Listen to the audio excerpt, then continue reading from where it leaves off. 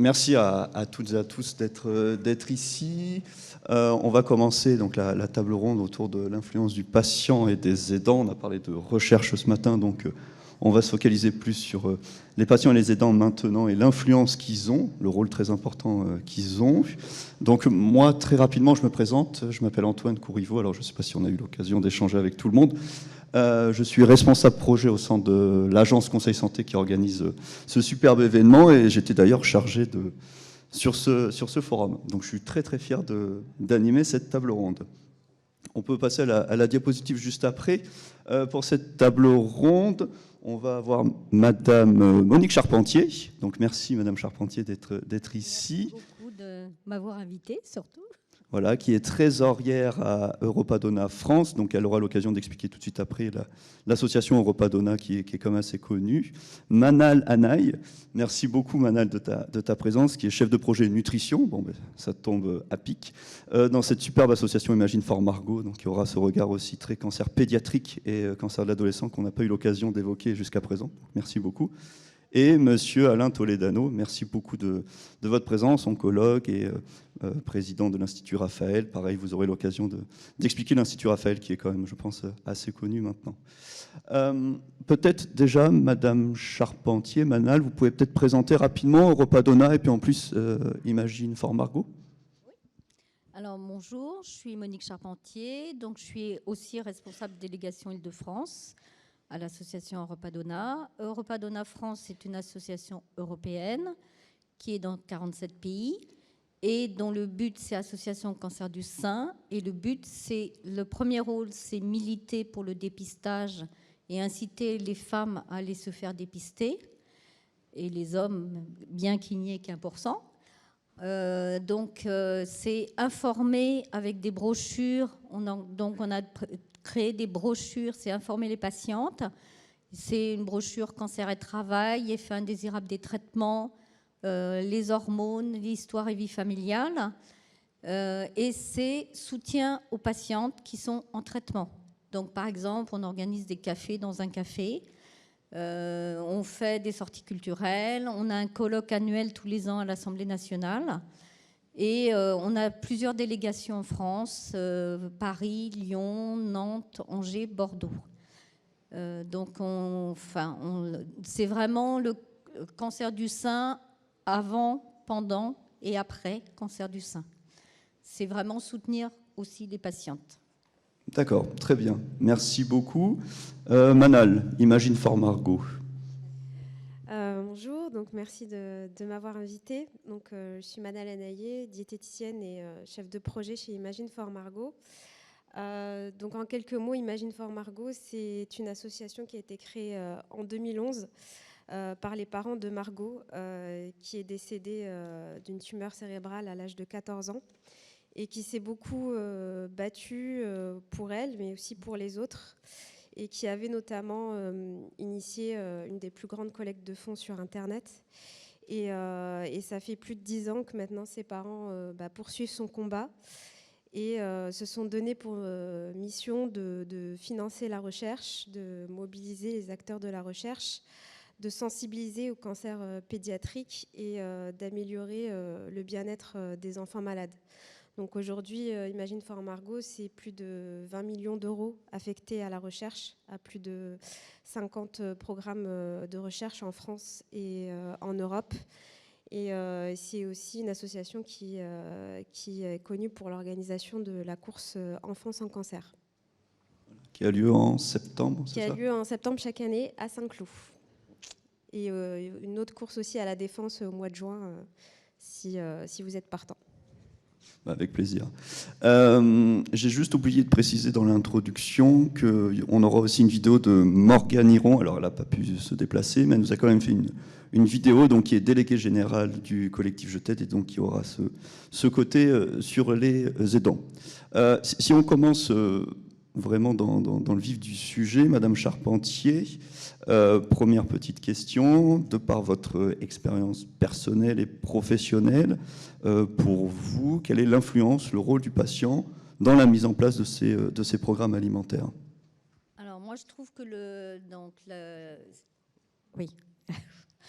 Le rôle du patient est primordial dans la mise en place du programme alimentaire.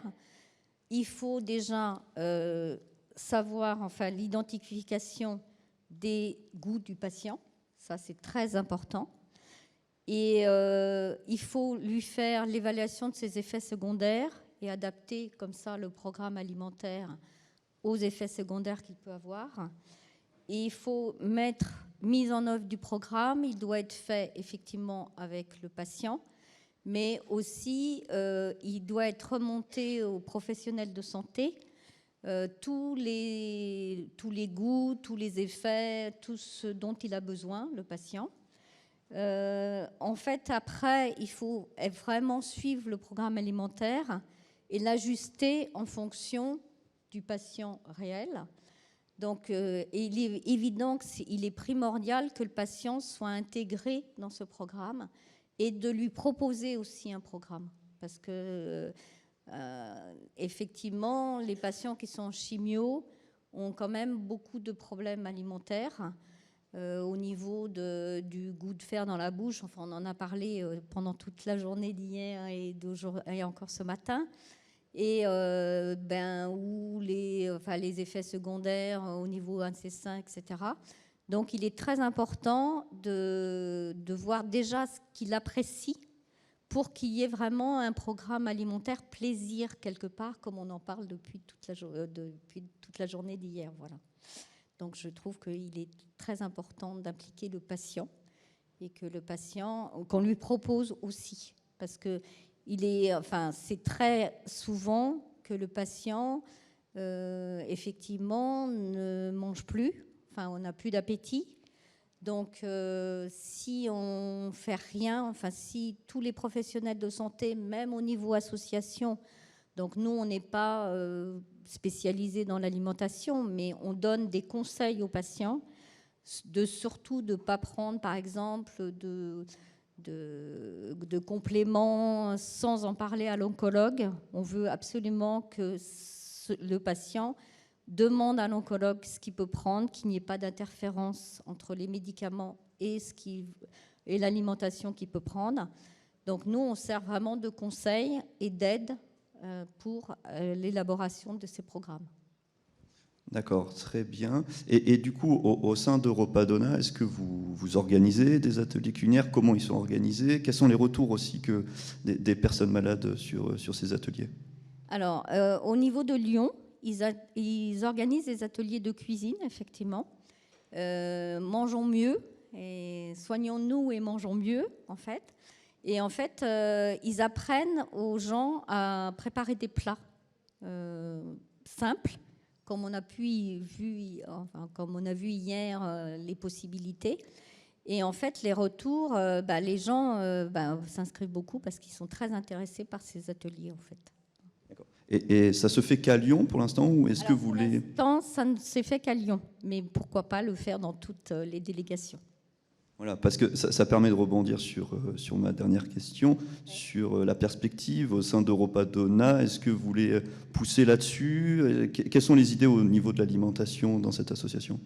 Alors, au niveau de l'alimentation, effectivement, on va essayer de développer un peu partout, en fait, des ateliers de cuisine dans toutes les délégations pour participer aussi au bien-être du patient, parce que c'est fondamental. D'accord, très bien. Merci beaucoup, Madame Charpentier. Maintenant, on va donner la parole à Manal, qui, en tout cas, c'est très intéressant parce qu'on va avoir cette approche cancer pédiatrique, cancer de l'adolescent, comme je le disais, et on ne l'a pas eu jusqu'à présent. Donc déjà, Manal, sur ce cancer pédiatrique et cancer de l'adolescent, quelles sont les particularités par rapport au cancer de l'adulte, rapidement, et derrière, même en approche nutritionnelle, quelles peuvent être la différence? Déjà, peut-être rappeler quelques chiffres. Donc, le cancer, c'est la première cause de décès par maladie chez les enfants, en France et en Europe. C'est plus de 2500 cas diagnostiqués chaque année en France. Et ça représente plus d'une centaine de types de cancers différents, qui sont différents de chez l'adulte et qui sont considérés comme des maladies rares. Et par conséquent sont traités différemment, en fait. alors qu'on a aussi les mêmes effets indésirables des traitements, que ce soit les nausées, les vomissements, les troubles du goût, de l'odorat, etc. Et ce qui fait que ça perturbe fortement l'alimentation chez les enfants, chez les adolescents. Ce qui est très complexe parce que les enfants sont des êtres en pleine croissance, qui ont des besoins spécifiques. Et déjà que la nutrition n'est pas un sujet facile pour des enfants en bonne santé, je pense que la plupart des parents ici le savent, donc pour des enfants malades, ça l'est encore plus. Et ça rajoute une contrainte supplémentaire aux parents aussi, dans ce contexte-là, parce que les parents se retrouvent face à la maladie, face à des traitements à gérer, un protocole à gérer, etc. Et en plus des besoins nutritionnels à respecter, c'est vraiment une charge très lourde et une pression supplémentaire, que ce soit pour les parents, mais aussi pour les enfants. Surtout que selon les âges, on a aussi des facteurs comme la diversification alimentaire chez les plus petits, les préférences différentes chez les adolescents aussi. C'est pas évident. Il peut y avoir aussi des peurs, des inquiétudes qui se rajoutent, surtout si l'enfant est en dénutrition, qu'il faut faire appel à la nutrition artificielle, nutrition entérale, parentérale. Ce sont des sujets qui font peur pour les enfants comme pour les parents. Et c'est souvent une source de conflit aussi entre les parents et les enfants, parce qu'on répète souvent à l'hôpital il faut manger pour mieux guérir. Et c'est pas quelque chose de facile. Il y a beaucoup d'enjeux aussi psychologiques derrière. Et c'est aussi un moyen d'expression pour les enfants aussi. C'est un moyen l'assiette, c'est un moyen d'expression pour les enfants. Donc quand on ne veut pas manger, ça veut dire quelque chose. Voilà, ça passe aussi par là. Et les parents se retrouvent souvent démunis dans cette situation-là. Il y a aussi le sentiment de culpabilité. Enfin, hier aussi, on a parlé de pression, etc. Et donc là, la pression est double et l'enjeu est plus complexe. Et du coup, les repas de famille, le partage, le plaisir sont souvent des choses qui sont mises de côté, voire négligées dans ces cas-là.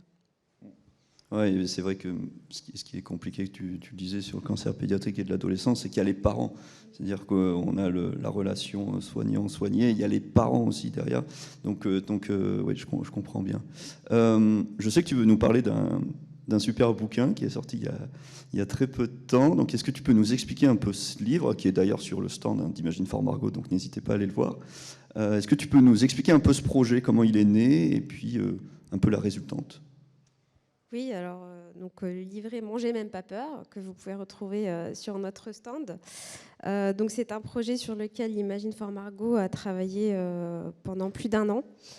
Ça a été possible grâce à Carrefour, notamment l'action des boucles du cœur qui a été menée et dont l'association a été sélectionnée en 2021 pour pouvoir mener à bien un projet en rapport avec la nutrition chez les enfants.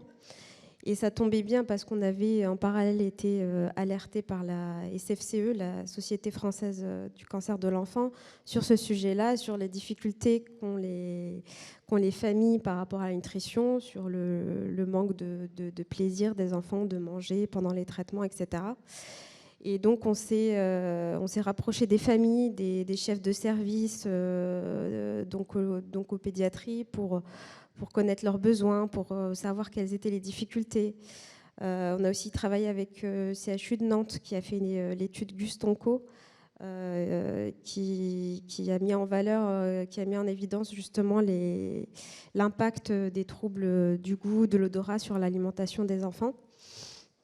Et donc, grâce à toutes ces données, etc., on a créé un support, un guide nutritionnel qui a pour objectif de justement aider les enfants à mieux se nourrir pendant la maladie, à accompagner les familles, à expliquer un petit peu les enjeux de la nutrition dans ce contexte, mais surtout à pouvoir retrouver le plaisir et le goût de manger, de cuisiner en famille aussi.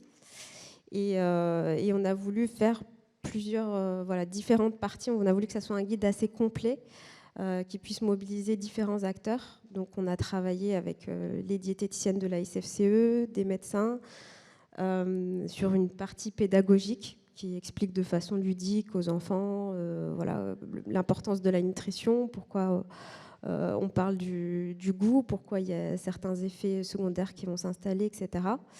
Et on a travaillé aussi avec des chefs assez connus, comme Cyril Lignac, Anne-Sophie Pic, qui nous ont généreusement proposé des recettes pour les enfants. On a fait aussi une partie de recettes plus spécifiques en rapport avec les effets secondaires, avec un chef américain qui est spécialisé en oncologie. Et une partie de recettes enrichies aussi et à base de compléments nutritionnels oraux en partenariat avec Nutricia. Et puis toute une partie d'astuces, de conseils, de témoignages aussi de familles qui nous ont aidés à créer ce support-là et du coup qui est distribué gratuitement dans tous les services d'oncopédiatrie de France. Et ils ont déjà été envoyés, donc ils sont déjà... Ils ont été envoyés fin novembre, début décembre. Et donc là, la distribution est en cours dans les hôpitaux et aussi au sein de familles de l'association. Donc voilà, on espère que les retours seront plutôt positifs. D'accord. Et du coup, au niveau des perspectives, un tome 2, qu'est-ce que vous voulez faire, imagine ? Pourquoi pas un tome 2 ? Alors, pour l'instant, on essaye déjà de voir l'impact que ça a eu. Mais pour nous, l'objectif, c'est vraiment de faire perdurer ce projet-là. Donc là, actuellement, on organise des ateliers culinaires à l'hôpital avec les enfants en faisant intervenir des chefs au moins une fois par mois. Donc le but, c'est que ça soit des ateliers réguliers qui puissent procurer du plaisir aux enfants aussi. Et puis, en parallèle, travailler sur d'autres outils pédagogiques, numériques, pourquoi pas, créer d'autres partenariats, mais surtout continuer à parler de ce sujet-là chez les enfants en tout cas. D'accord, super. Merci beaucoup pour ces 2 témoignages. On va écouter maintenant Morgane Hiron sur l'aspect plus aidant. On sait que c'est très important et donc elle tenait vraiment alors elle ne pouvait pas être là physiquement, mais à porter la voix des aidants. Donc si on peut lancer la vidéo. Collectif Je t'aide est une association qui œuvre à la reconnaissance des 11 millions d'aidants. Elle est composée à la fois de structures membres, mais aussi d'aidants. Et ensemble, nous menons des actions de plaidoyer pour améliorer les droits des aidants, de communication pour les rendre plus visibles, mais aussi des actions de sensibilisation auprès des acteurs pour qu'ils puissent à la fois repérer et orienter les aidants vers les solutions existantes. Les aidants, ce sont toutes les personnes qui accompagnent au quotidien un proche malade, en situation de handicap ou en perte d'autonomie. Aujourd'hui, on estime qu'il y a environ 11 millions d'aidants. Pour la plupart, ce sont des femmes, à plus de 60%, et pour la plupart, ce sont des personnes en activité professionnelle. On estime qu'en 2030, un actif sur 4 sera aidant. Il ne faut pas oublier que les aidants peuvent être jeunes. On estime à 500 000, voire 1 million de jeunes aidants qui accompagnent chaque jour un proche. Le rôle des aidants dans le suivi des programmes alimentaires de leurs proches aidés est un rôle clé. En effet, les patients peuvent être très fatigués par leur traitement au quotidien et les aidants peuvent se retrouver à faire l'ensemble des tâches ménagères ou seulement une partie. Dans les tâches ménagères, il y a évidemment les courses, mais aussi la préparation des repas et le suivi des traitements. On voit donc que les aidants sont très impliqués et développent donc une expertise d'usage sur la pathologie, mais aussi sur la connaissance du traitement sur leurs proches. Et ils peuvent même être amenés à jouer un rôle d'ambassadeur dans leur famille, dans leur entourage, sur la nutrition et la santé. Les aidants s'épuisent en aidant leurs proches parce que souvent ça dure des années le fait d'accompagner un proche. Les risques, c'est d'abord donc sur leur santé physique, la fatigue, l'épuisement, les troubles du sommeil, les troubles alimentaires parfois, mais aussi la fatigue mentale, la santé mentale, la peur, la dépression, la difficulté aussi à faire face à toutes ces difficultés. Les risques peuvent aussi être par rapport à des impacts sur le travail, réduire son temps de travail, être en retard, parfois même complètement arrêter de travailler pour pouvoir s'occuper de son proche, ce qui va entraîner parfois des problèmes de précarité avec des restes à charge qui restent très élevés. et une situation parfois d'isolement, puisque les aidants n'ont pas le temps de continuer à avoir une vie sociale. Et donc on voit que les aidants sont aussi un public à avoir bien en tête pour pouvoir prendre soin d'eux également. Le collectif Je t'aide agit pour les aidants à plusieurs niveaux.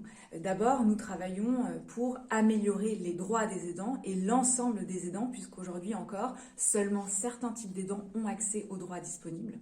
Nous essayons également de les rendre visibles à travers des grandes campagnes de communication grand public, puisqu'aujourd'hui, seulement une personne sur deux connaît le mot aidant, et donc beaucoup d'aidants s'ignorent.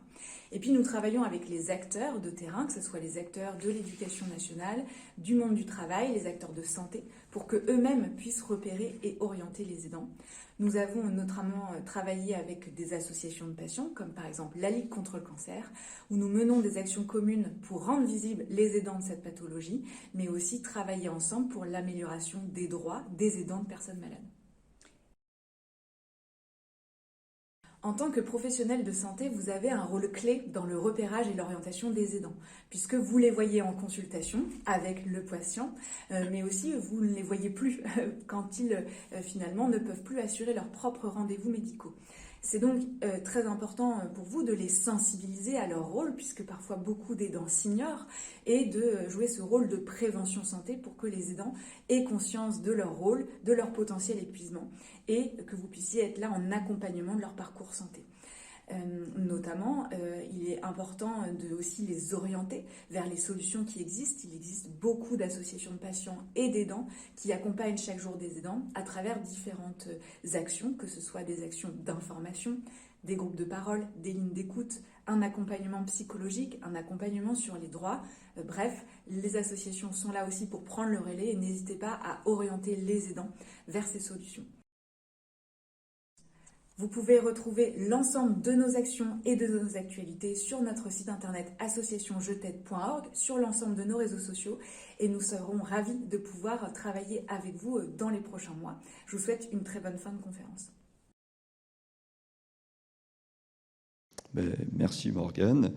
Est-ce que vous avez peut-être des questions ou des commentaires dans le public par rapport aux 2, voire 3 associations qui ont été présentées ou pas ?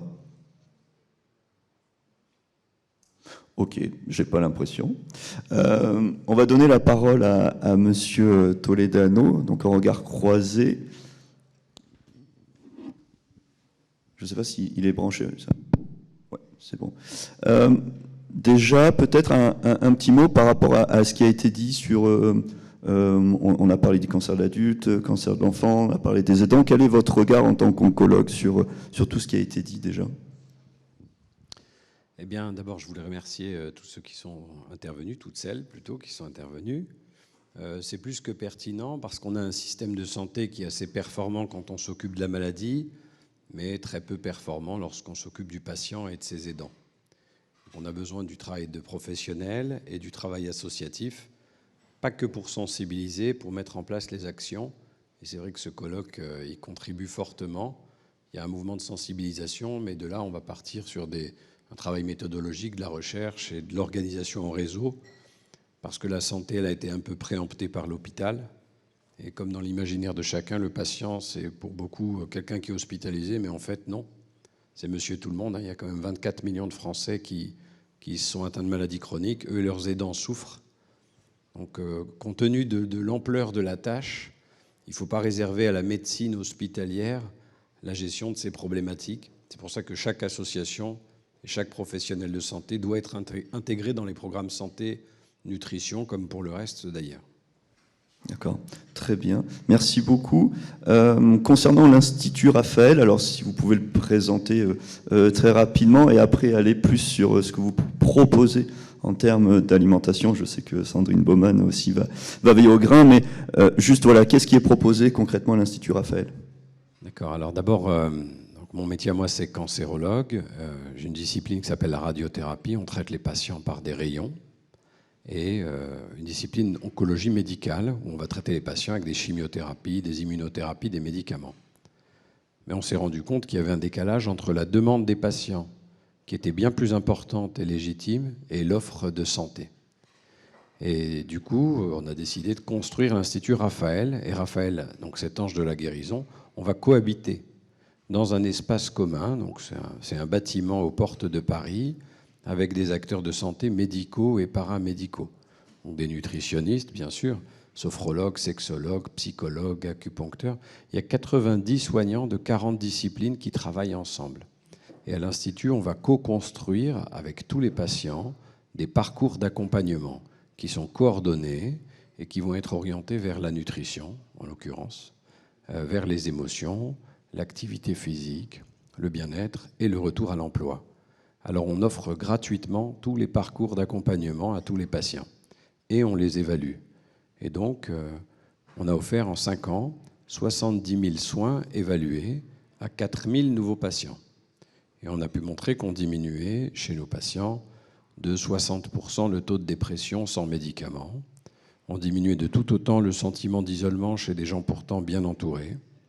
On va diminuer les troubles du transit intestinal, les troubles du sommeil. Voilà. Donc toute l'idée de l'Institut Raphael, c'est de passer d'une médecine centrée sur la maladie à une médecine centrée sur l'individu et son projet de vie. Alors ça correspond à une doctrine un peu plus élargie sur la gestion des maladies chroniques. C'est pour ça qu'on a travaillé sur un programme d'après-cancer et de gestion cancérologie dans un premier temps, mais également sur un programme maladie chronique.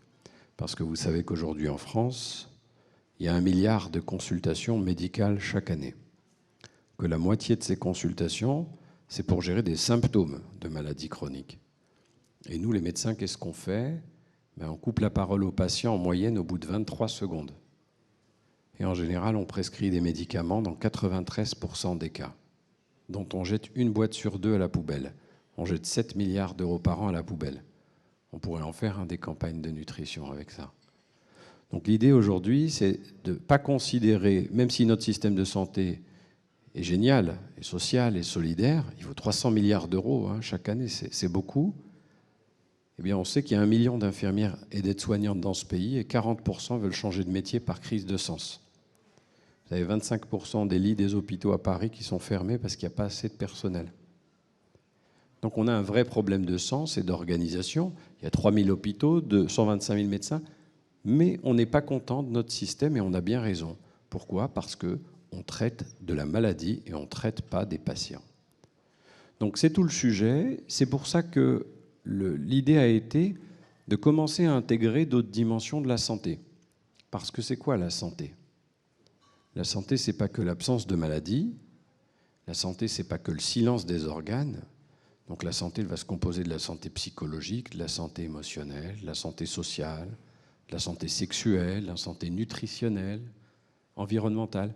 Donc on va intégrer les dimensions de la santé, on va intégrer des interventions non médicamenteuses, repositionner le patient au centre, et on a appelé ça la santé intégrative, la médecine intégrative, l'oncologie intégrative, voilà. Et on a donc ouvert une chaire académique au Conservatoire national des arts et métiers qui s'appelle la chaire de santé intégrative, où, par exemple, une des actions, c'est un diplôme universitaire, on a fini la première promotion le mois dernier, de coordination de parcours santé. Parce qu'il va falloir accompagner nos patients sur toutes ces thématiques. Voilà. Donc ça, c'était la première partie sur ce qu'on fait à l'Institut Raphael. Alors maintenant, la nutrition, parce que c'est un peu ce qui nous réunit. Donc autrefois, les patients, ils rentraient dans votre cabinet, ils vous disaient « Mais docteur, qu'est-ce que j'ai fait ?» Ça voulait dire « Qu'est-ce que j'ai fait au bon Dieu ?» Parce que la maladie, c'était vécu comme une punition divine pour expier ses fautes. Maintenant, c'est un peu plus laïque, le « Qu'est-ce que j'ai fait ?» Qu'est-ce que j'ai fait, sous-tendu, qu'est-ce que j'ai pas bien fait? Et forcément, ce sur quoi on a l'emprise, c'est ce qu'on mange. Donc, qu'est-ce que j'ai pas bien mangé? Est-ce que je dois manger vegan, sans sucre, cétogène, sans soja? Est-ce que je dois jeûner? Alors, avec vos 23 secondes et vos consultes à 7 minutes, vous irez pas loin. Tout le monde sait ici qu'il y a une histoire culturelle dans la nutrition, qu'il y a la nutrition santé, la nutrition plaisir. On va accompagner nos patients. Juste un exemple, une dame de 47 ans qui a un cancer du sein. Dans 80% des cas, c'est sensible aux hormones, donc on prescrit une anti-hormone, une hormonothérapie, comme ce que vous avez dit. Eh bien, 40% des patientes ne vont pas être compliantes au traitement d'hormonothérapie. Beaucoup d'entre elles ont peur de grossir, ont déjà des problèmes avec leur image corporelle, et elles ont lu ça sur la notice. Et beaucoup vont avoir des douleurs articulaires, qui parfois passent, mais parfois non. Et on sait ce que ça coûte en termes de rechute métastatique, en termes de coût pour la société. Mais nous, on fait l'ordonnance, point. Alors donc cette patiente de 47 ans lui prescrit l'hormonothérapie. Si on s'arrête un peu, on lui donne du temps. Le temps, c'est de la qualité. On sait d'emblée qu'elle ne va pas le prendre. Je dis, mais ça serait bien que vous alliez à l'atelier cuisine avec ma copine Sandrine, dont on va parler des bienfaits de son atelier. Et là, elle commence à pleurer. Je lui dis, allez-y avec votre fille. Et là, elle pleure. Elle dit, oui, vous savez, je crois que j'ai eu mon cancer du sein parce que ma fille était anorexique. Alors, son traumatisme est peut-être un cofacteur chez elle, peut-être, de son cancer du sein. Quoi qu'il en soit, quand vous proposez une approche nutritionnelle, vous sortez du cadre de l'assiette. Il y a toute une dynamique sur l'alimentation, les traumas, la culture, le goût, le vivre ensemble. C'est toutes ces dimensions, et pas forcément à une échelle philosophique, mais quand bien même, mais c'est la vraie vie. Et donc, tous nos patients se voient proposer des ateliers de nutrition. Alors, on a effectivement 5 nutritionnistes, dont certaines sont pharmaciennes et d'autres non, 2 diététiciennes, 5 naturopathes, une chef pâtissière, une chef cuisinière, Sandrine qui parlera de ce qu'elle fait, qui fait de la pâtisserie santé, de l'alimentation santé avec des pâtisseries à faible index glycémique, etc. Donc on a entre 300 patients par mois dans des programmes de nutrition. C'est important parce que on a remarqué... Alors, il y a une partie des patients qui sont en surpoids ou qui ont peur de l'être, et une partie qui sont dénutris. Mais au final, les équilibres sont précaires en la matière. Donc on va avoir énormément de demandes différentes et autant de parcours d'accompagnement que de patients et que de personnalités. Donc il faut que ce soit personnalisé, qu'on donne du temps, qu'il y ait de l'individuel, qu'il y ait du collectif, qu'on apprenne à lire les étiquettes quand on va faire les courses sur un supermarché, ou qu'on sache dresser une table, faire un dessert, ou partager la table, etc. Voilà, donc on a 1500 patients qui ont intégré des ateliers nutrition, 300 en diététique, parce qu'on a embauché des diététiciennes un peu plus tard, mais qui travaillent et qui sont en train de s'installer. En naturopathie aussi, on a à peu près 700 patients qui ont été pris en charge, avec 2000 séances déjà de naturopathie. Et pour donner un exemple, parce que beaucoup de gens tapent sur la naturopathie, alors qu'en fait, il faut juste bien le positionner et puis arriver à travailler ensemble. Nous, on a diminué sur des cohortes de patients de plus de 60% les diarrhées avec les approches. Les troubles du sommeil. Voilà. Et le pôle nutrition ne travaille pas dans son coin. Donc il est intégré à une approche d'ensemble, avec le pôle onco-esthétique et psycho-émotionnel, beaucoup. C'est très corrélé sur l'image de soi et le reste. Et par exemple, on a un programme sommeil à l'Institut Raphaël, où le pôle nutrition est très présent. Parce que vous savez qu'il y a 30% de la population qui a des troubles du sommeil. Et nous, on a publié sur 905 patients de notre institut, on a 70% de troubles du sommeil. Alors quand vous appareillez les apnées du sommeil, on sait faire ça, ben, il vous reste les insomnies, les troubles de l'endormissement, les réveils nocturnes. Si vous donnez un somnifère, c'est pile ou face, une chance sur 2. Si vous commencez à travailler sur la lumière bleue, l'addiction aux écrans, c'est pas mal. Mais si vous commencez à travailler sur nutrition, méditation, naturopathie, yoga, etc., là, vous diminuez de 50% les troubles du sommeil. Voilà. Donc c'est pour dire que je ne crois pas au nutritionniste seul dans son coin. Il y a l'élément motivationnel, il y a l'image corporelle. Donc quand elles travaillent ensemble avec le conseil en image, la capillariste, l'onco-esthéticienne, le professeur d'activité physique adaptée, les ostéopathes. Voilà. Donc c'est d'avoir cette approche intégrée où la nutrition est centrale, comme on aurait pu le dire avec la psychologie qui est centrale ou le sport qui est central. Finalement, c'est très facile. Ce n'est pas au médecin d'être central. Le médecin, c'est le maillon d'une chaîne qui le dépasse. D'accord. Et du coup, merci beaucoup. Pour vous, quels sont les facteurs clés succès de ces ateliers? C'est le fait d'être personnalisé, de s'adapter, que ça soit dans un tout? Alors d'abord, il faut qu'il soit accessible, parce que quand on est fragile, on n'est pas forcément un acteur de l'économie de marché. Et on a installé de la gratuité. Vous voyez, la dame, elle a des bouffées de chaleur, elle va aller voir son gynécologue, il va lui dire « je peux rien pour vous », il fait une feuille de soins, c'est remboursé.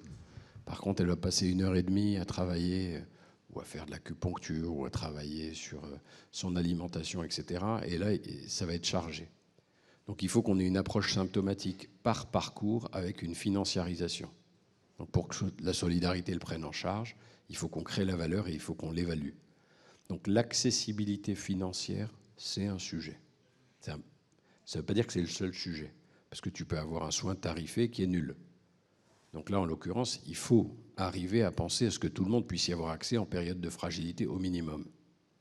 Vous savez que 40% des cancers sont évitables et que 80% des maladies cardiovasculaires sont évitables. Un AVC, ça coûte 1 million d'euros à la France.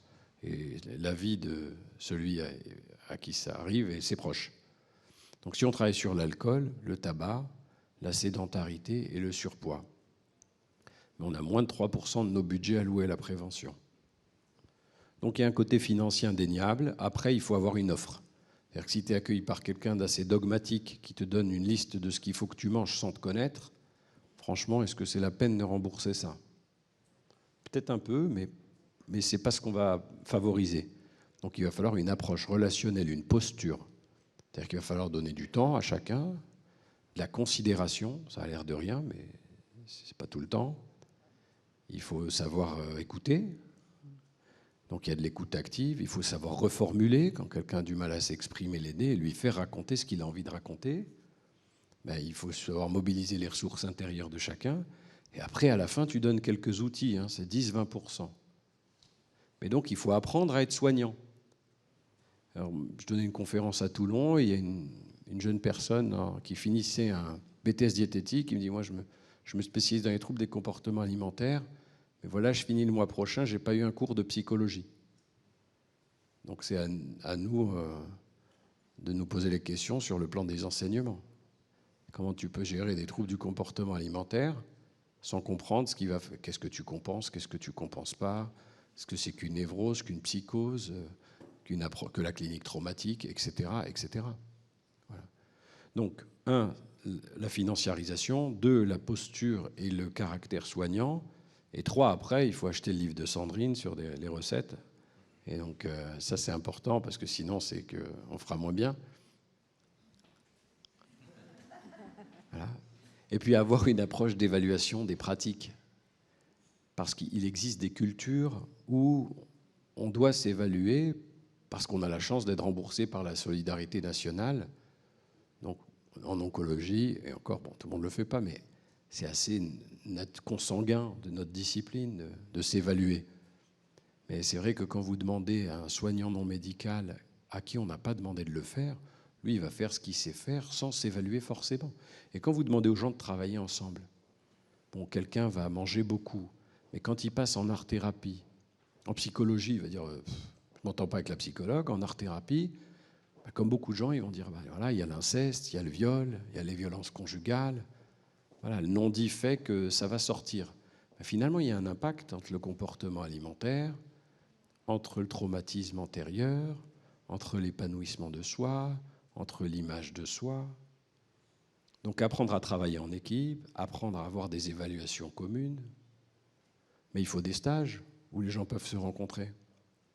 Parce que nous, on a appris, alors Bruno, il s'est géré comme moi, un AVC, un infarctus ou une occlusion intestinale. Alors on n'est pas les meilleurs là-dedans, hein, chacun son expertise.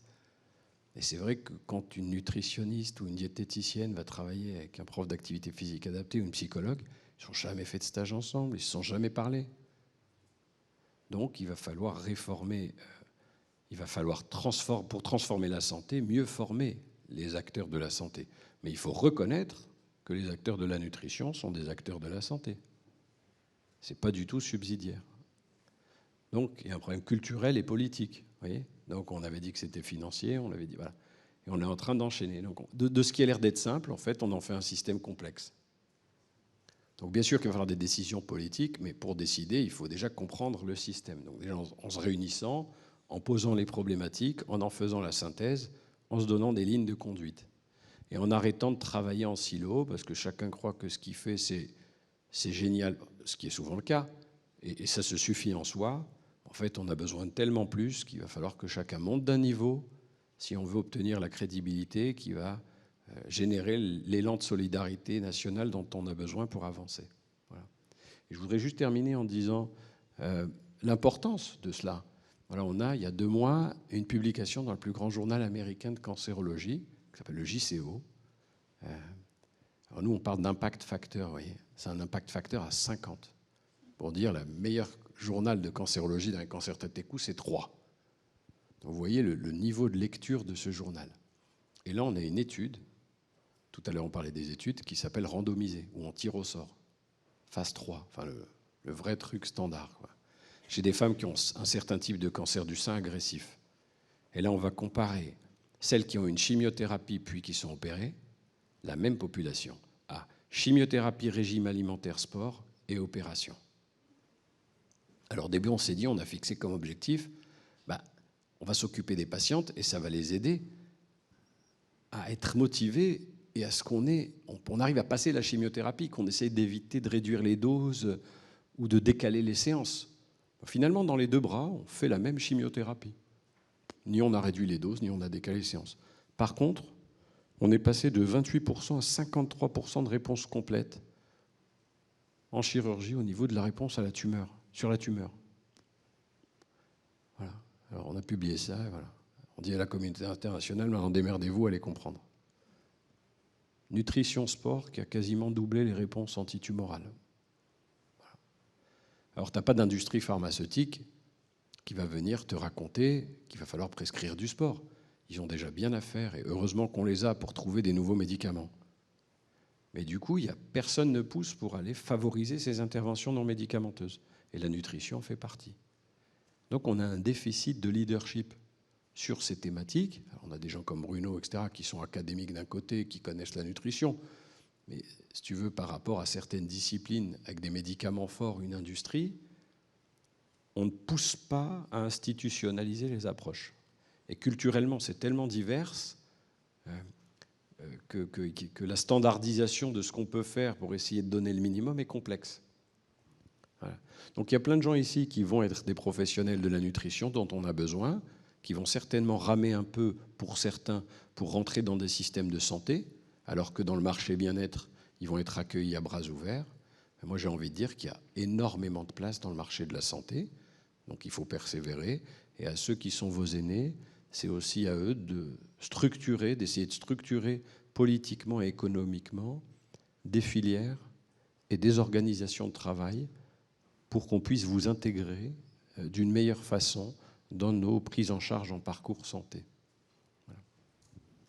D'accord. Merci beaucoup pour cet échange. Est-ce qu'il y a des questions, commentaires? Oui, il y en a plusieurs, donc on a du temps.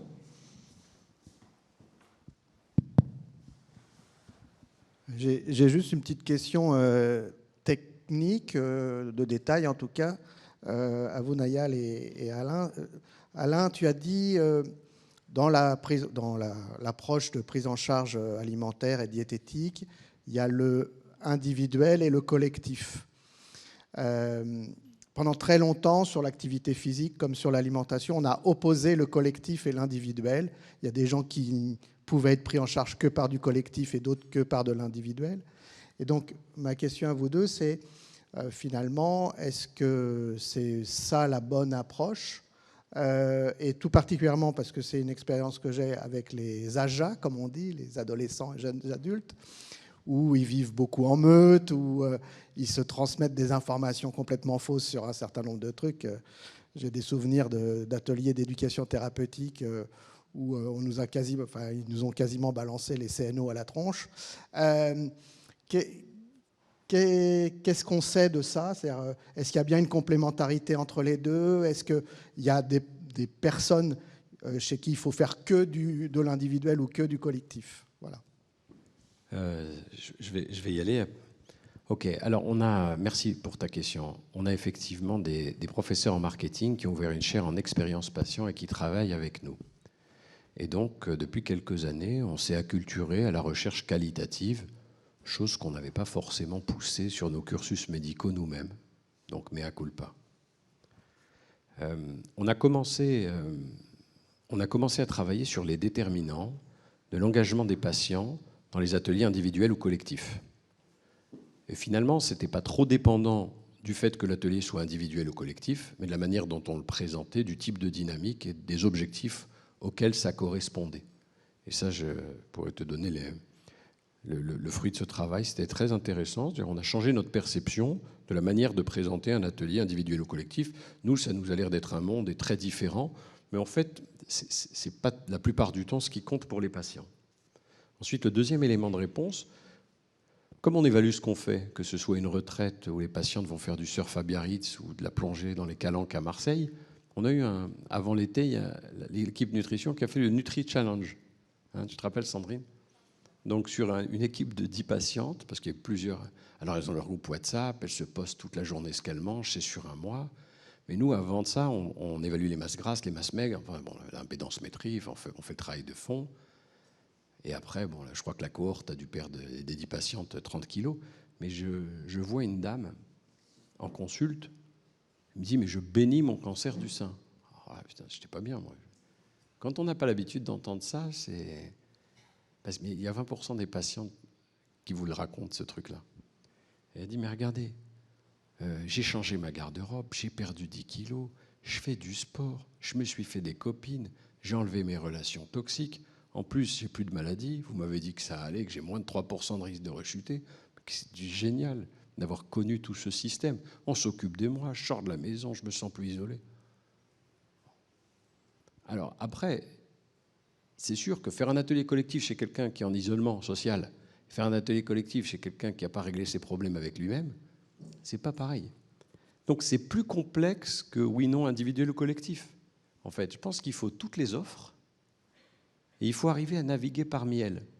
Et nos cerveaux ultra, dans la démarche scientifique de la preuve médicamenteuse, on essaye de simplifier. Mais quand il s'agit des parcours complexes des patients, on n'arrive pas à simplifier de ce côté-là. Après, voilà, l'évaluation qualitative et les démarches, et ces démarches-là me semblent importantes méthodologiquement à intégrer sur les systèmes complexes des parcours.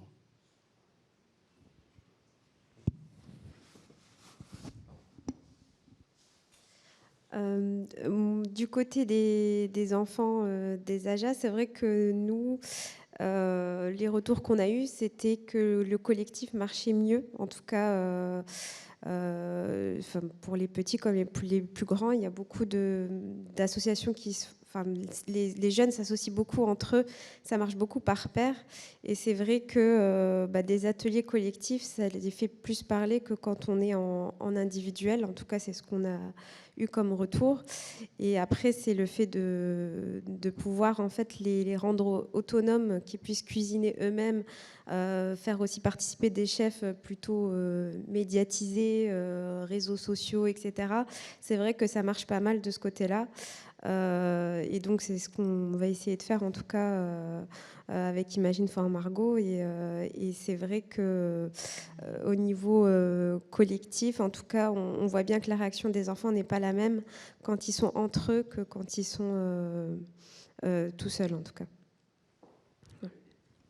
On a une question de Jean-Michel qui a le micro. Oui, deux remarques et une question. La remarque, c'est sur le collectif individuel. Effectivement, nous, on a une expérience aussi des deux. Globalement, le collectif, il y a une interaction entre les gens qui est très positive, puisque les gens, en fait, ils ont vraiment le soutien du groupe qui est extrêmement important et qui n'est pas le même que dans la relation individuelle. Mais je suis d'accord pour dire qu'il faut sans doute un petit peu les deux. Mais la dynamique de groupe, surtout quand le groupe reste identique pendant plusieurs séances, il y a vraiment quelque chose de plus. Mais ça dépend sans doute de la personnalité. Après, deuxième remarque, c'est je crois qu'en médecine, on donne beaucoup trop de conseils aux gens. Et je partage votre opinion de dire qu'il faut écouter.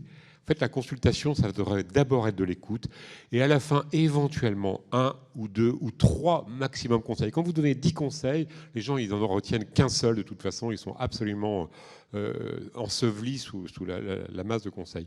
Et il faut vraiment qu'on soit attentif à d'abord écouter. Les gens ont les réponses. En fait, quand on les écoute, ils savent, ils vont dire ce qu'ils doivent faire. Mais c'est à nous de cueillir ce qui est en train d'être dit. Et nous, pas à nous de balancer tout notre savoir avec des centaines de conseils. Alors la question, c'est plutôt sur l'étude. Ça m'intéresse beaucoup, votre étude là, que vous avez publiée, là, avec un impact facteur de 50. C'est absolument fantastique. Est-ce qu'il y avait des différences de résultats selon le type de récepteur œstrogénique ou progestérone et selon le type de l'évolution du poids? Est-ce qu'il y avait, voilà, est-ce que le fait d'avoir pris du poids, perdu du poids, poids stable, voilà, qu'en est-il? C'est un peu technique. Oui, non, je vais dire, en fait, il s'agissait d'une population de patientes cancer du sein hormonosensible sans la protéine HER2 ou triple négatif. C'est un peu barbare. Mais on a classifié les cancers du sein avec des histoires de maladies qui ne sont pas les mêmes. Voilà. Donc, dans l'étude, ce qui a été publié, c'est là-dessus. Mais je l'ai, et puis elle est gratuite sur PubMed. Et donc, comme ça, on pourra l'analyser. Mais effectivement, on est juste en train de défricher un truc qui nous est tombé dessus, qu'on n'attendait pas. Voilà. Et pour dire aussi que je discutais avec Muriel à table. Et on a beaucoup mis le paquet sur les enfants dans les hôpitaux, sur les patients dans les hôpitaux, parce qu'on est obnubilé par la santé dans les hôpitaux. Et alors qu'en fait, ça va de la prévention à la réhabilitation. Et dans la vraie vie, la santé, elle se fait un peu dans les hôpitaux, mais pas que. Voilà. Donc nous, par exemple, cette année, on va ouvrir l'Institut Raphaël pour les enfants. Et l'idée, c'est d'arriver à travailler sur des parcours en dehors des murs de l'hôpital aussi. Même si c'est un lieu de recherche intéressant, l'hôpital, la préoccupation de la maladie est prépondérante. Alors, bien sûr, il y a énormément de praticiens et de soignants qui font en sorte de dynamiser le reste. Mais on a un pan de la santé à écrire en dehors de l'hôpital. Donc ce n'est pas parce que vous ne travaillez pas dans un hôpital que les problématiques de recherche et de valorisation des approches innovantes en santé ne doivent pas être au cœur de votre histoire. Une dernière question, Jean-Marc, vas-y. Oui. Bonjour, monsieur Tonenado, merci pour votre exposé. Je suis représentant d'associations de patients. J'ai cru comprendre que les patients venaient vous voir à titre gratuit. Et j'aurais voulu savoir quel est votre modèle économique, votre mode de fonctionnement par rapport à ça. Comment vous fonctionnez à l'Institut Raphaël. Vous avez dit aussi qu'il y avait 4000 patients qui vous avaient rejoint aujourd'hui. Comment sont-ils venus à vous et comment vous rapprochez des associations de patients? C'est beaucoup de questions à la fois, mais... Oui, non, ça va ensemble. Alors en fait, on a pris le parti de ne pas faire payer le patient parce que sinon on aurait créé un biais dans nos évaluations et ce n'était pas la philosophie. Du coup, c'est une association de loi de 1901 qui pilote l'Institut Raphaël. Les praticiens ne sont pas bénévoles et ils sont indemnisés par l'association et ils ne sont pas indemnisés à l'acte. Donc on travaille avec du fundraising, du mécénat, de la responsabilité sociétale environnementale, des partenariats, centres de recherche, etc. C'est une association, donc c'est une entreprise sociale et solidaire, bon, qui est déficitaire, mais qui va chercher à lever des fonds. Et c'est le jeu de toutes les associations, hein, vous le savez bien. Voilà. Mais c'était important pour nous de ne pas avoir ce biais, parce que si la dame, elle a 38 ans, son mari qui s'est barré, 2 gosses à charge, son cancer, elle a perdu son travail, elle a pris du poids, est-ce qu'elle lui reste 100 balles à la fin du mois, est-ce qu'elle va voir l'esthéticienne ou le nutritionniste? Bon, je crois qu'il faut essayer de faire en sorte de prendre en charge correctement les gens, créer de la valeur à ces parcours pour qu'on puisse avoir la solidarité qui vienne les mettre en mouvement.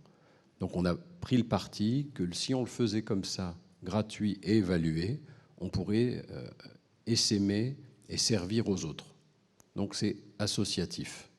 Ensuite, oui, on a pris en charge déjà tous les patients du secteur, parce qu'il y avait une logique à intégrer les approches complémentaires avec tout ce qui était fait. Donc, de facto, sur le secteur, tous les établissements de santé adressent leurs patients, mais on prend des patients venus d'ailleurs, des patients qui viennent de Gustave Roussy, Saint-Louis, Pompidou, La Pitié, Institut Curie, enfin bon. Alors maintenant, c'est vrai qu'on est en contrainte capacitaire. On a beaucoup plus de demandes pour rentrer, avoir un parcours gratuit, organisé, puis à bouche à oreille. Donc c'est assez difficile d'être en contrainte capacitaire pour s'occuper des gens et d'avoir à juger, même avec une équipe, de la validité d'une fragilité sur un document Internet, quoi. Ça n'a pas de sens. Mais on n'est pas là pour traiter tout le monde. On est là, à notre échelle, pour contribuer à la preuve de concept et qu'il puisse y avoir d'autres modèles et des accompagnements partout, en fait. Il faut faire cause commune avec les autres existants. Et les associations de patients ont un rôle fondamental, bien sûr, dans l'essaimage des idées, mais politique aussi.